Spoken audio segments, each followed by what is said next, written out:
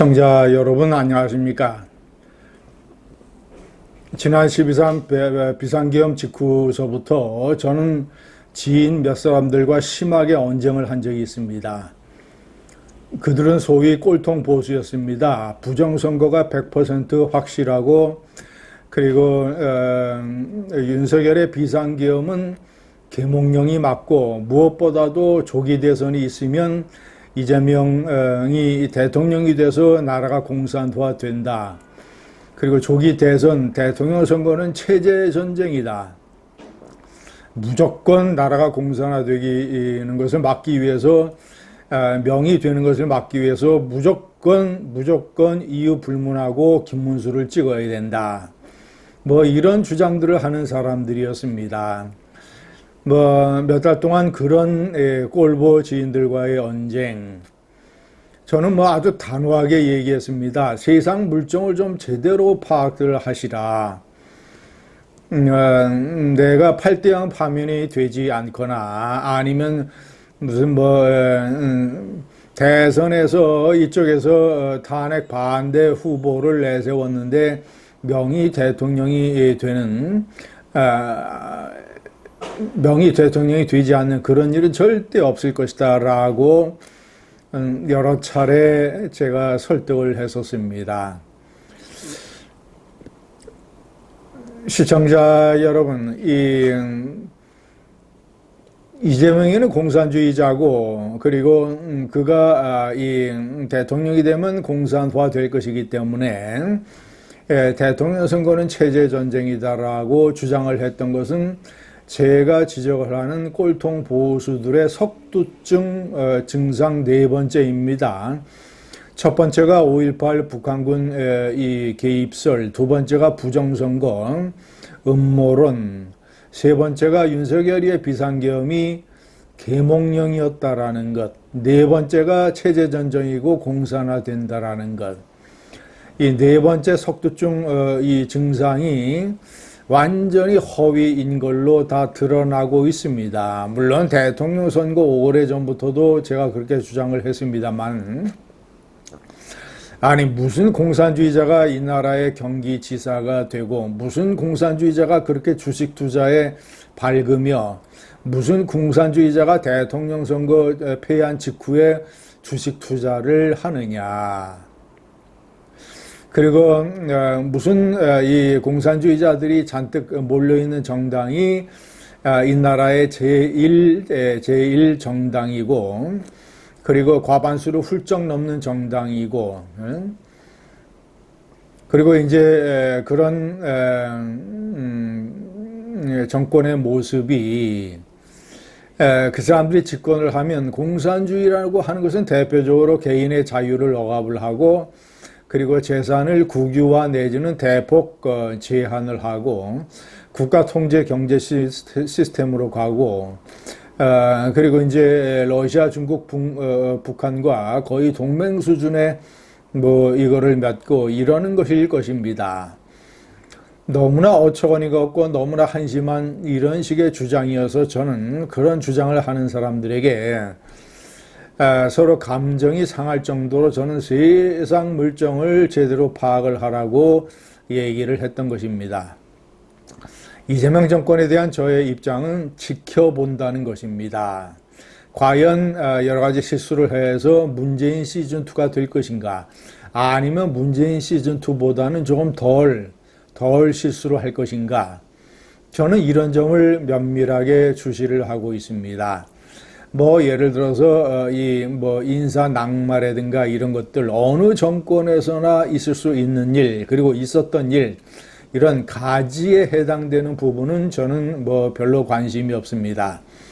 가장 중요하게 그 정권의 본질, 큰 방향, 이 줄기에 해당되는 점을 저는 주도 면밀하게 지켜보고 있습니다.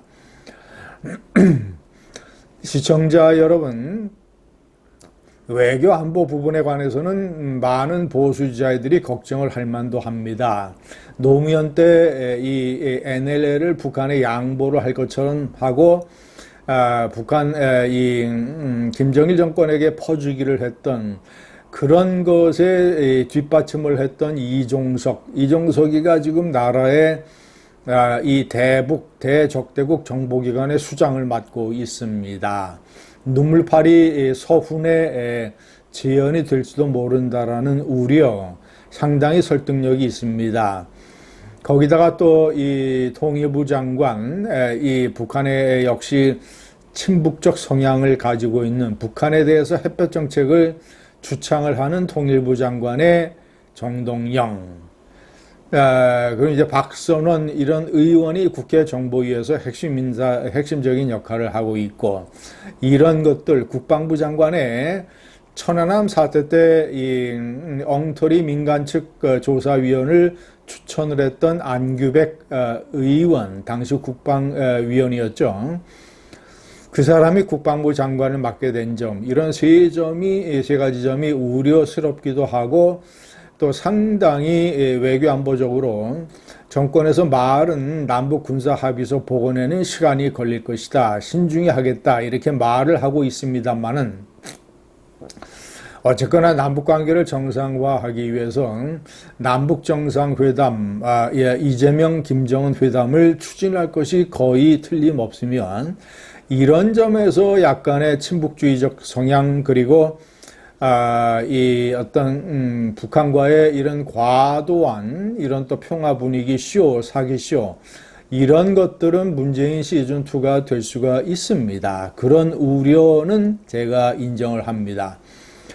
그러나 한편으로는 그것과 균형을 맞추기 위해서 대표적인 한미동맹파인 위성락 안보실장을 임명을 했고, 그리고 외교부 장관이 역시 한미동맹파인 조현 장관을 지명을 했습니다. 이런 것들, 이재명 대통령이 역시 보수층의 그런 우려와 경계를 의식하고 있다는 하나의 증거가 될 수 있습니다. 보수층은 이재명 정권의 대북 접촉에서 이미 이화영 사건, 대북 송금 사건이 있기 때문에 철저하게 감시하고 통제하고 비판하는 역할을 하면 됩니다. 자, 경제적인 부분에서는 네이버에서 장관을 2명이나 스카우트했습니다. 그리고 문재인에 대해서 제가 제일 경멸하고 분노하는 것, 공산 재난과학 영화 한 편 보고 대통령 후보가 눈물을 질질 짜면서 탈원전 정책을 해서 멀쩡한 원자력 발전소를 경제성을 조작을 해서 때려부신 범죄 행위.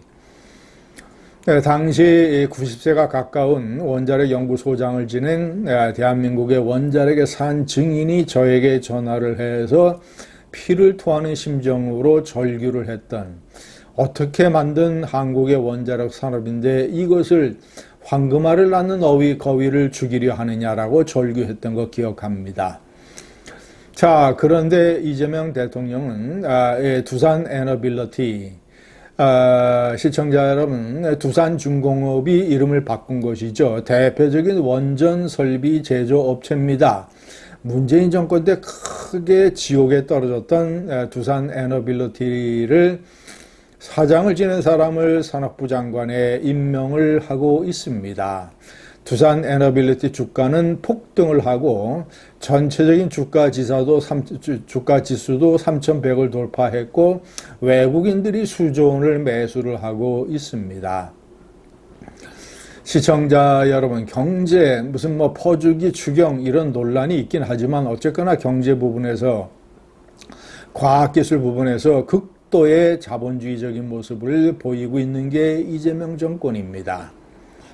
시청자 여러분, 이런 이재명을 간파하지 못하고 또 세상 물정 모르고 바보가 돼서 보수의 특장은 실력인데, 석득중 네 번째 증상, 이 체제전쟁 공산주의화, 이거 합리적 보수가 깨부숴야 됩니다. 감사합니다.